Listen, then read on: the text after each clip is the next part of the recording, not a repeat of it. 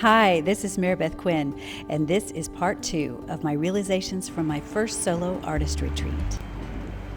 So I got set up originally on Friday, and now it is Tuesday. So I'm well into my week, my solo retreat week. I just can't say enough about it. The quiet that begins to have some space to spread out, and within that quiet, how you can begin to hear answers to your own questions. What do you think? What do you think? You know, those questions that no one else can answer. No one. Only I know where I want to go, what I want to express, why certain marks or materials are important to me. Here's some documenting of my process. Here are these two 16 by 16 canvases. These are the main ones that I wanted to focus on. It's the biggest that I've gone with this new process. So those are coming along nicely. I've got a lot of collage that I'm now glazing over, and pretty soon I'll begin to come in and give more definition. It will help when I really work on the sky. It will help the trees to be more defined, and some more glazing will make a big difference. Same with this one as well.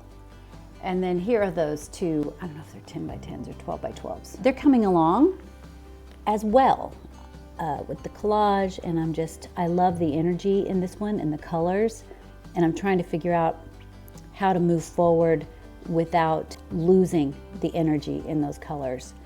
We'll see what happens. I did start this one and went pretty quickly on it because I was basing it on a really small painting that I did that I loved. And so I didn't try to recreate it exactly, but I liked the general composition and layout. So I was working on that. And then I have these two 11 by 14s on mixed media paper that I've just done in the portrait position. So those have a lot of collage on them. Tomorrow I will really begin glazing and fleshing that out a little bit. Okay, so this is an 11 by 14 on mixed media paper that I actually started while I was here on this retreat. And I've got a good bit of collage here down at the bottom. I started with what I wanted to represent here in the ink, and this piece right here is actually collage as well. I want to make sure that I keep the integrity of that irregularity. I love that. I have some lines here made with my tailor's chalk that I want to keep showing through. I want this collage to keep showing through. I want this to be simple. Just simple landscape with some water. I'm really having fun playing with the reflections. And so that's what I'm going to be doing, working with this one. When I started experimenting 3 months ago, or over 3 months ago, I really didn't know where I was going to go with this. I just knew I wanted to do landscapes, and I wanted to find a new process, a new thing to explore. And one of the big elements that has come forward is transparencies. And I really wanted to use a lot of collage because I've been using a lot of collage in my botanicals. And I wanted to bring more into my landscapes, make them more abstract. So adding these collage pieces at first was really striking to me. Like, I felt, yes, this feels like a good thing.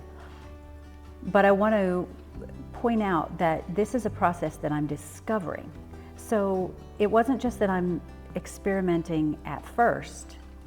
Even when you get into making real paintings, you're still exploring something that you don't quite yet understand. As soon as you completely understand it, it will kind of it will be really fun for a little bit, and then it will become eventually boring because you know exactly what to do next. It feels like a formula, and you always have to have something somewhere to go next. So this process right here with figuring out how much I want that collage to show through is, I'm just gonna have to do it by trial and error. So I'm really careful at this point to only use something really close to pure white in the area where I want the most pop of light. The rest of the time I always tint it with the other colors that are going on in the painting, and it keeps it harmonious and also saves that value contrast and color contrast for the most important areas. So I do want to keep that, but I don't want it to be as strong as it is, so I'm just going to make sure that it's partially obscured.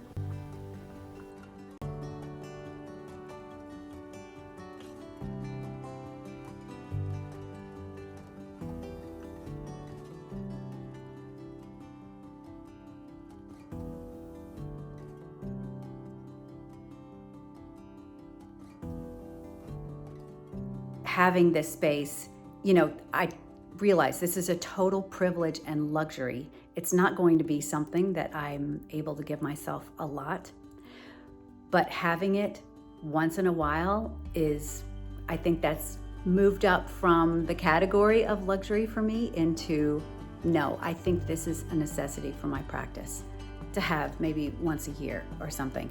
So I'm sold. Let me show you some progress on the paintings that I'm working on. There's my little studio boy.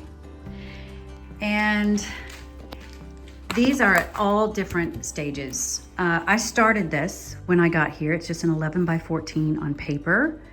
And I am to the stage of, I've now begun to glaze over all of the collage here in the bottom. And that's coming along nicely. This one is a 16 by 16. I'm really happy with where this is going. I'm getting to the stage where I'm slowing down and I'm thinking more, and I have to watch it because I can become a little trepidatious about it. This one is at the same stage, really. And I'm really happy with both of these. And I don't know what I'm gonna do today. We'll see. I don't really have a plan. Now this is one that I started when I got here, and I'm really happy with it. I'm not far from the end, I think. So I'm very happy with that. That was based on a smaller experiment that I did. This one I started when I got here, and it's coming along. It looks better than it did. I had to come in with, I used charcoal to begin, and I have a lot to learn about starting with that. So I had to come in with some white paint and really cover up a lot of just what looked messy. I wanted a clean surface underneath. And this one I also started when I got here. So this is another 11 by 14 that I started as well, and I'm in the process, just like the first painting I showed you, with glazing over that collage. So we'll see where that goes today.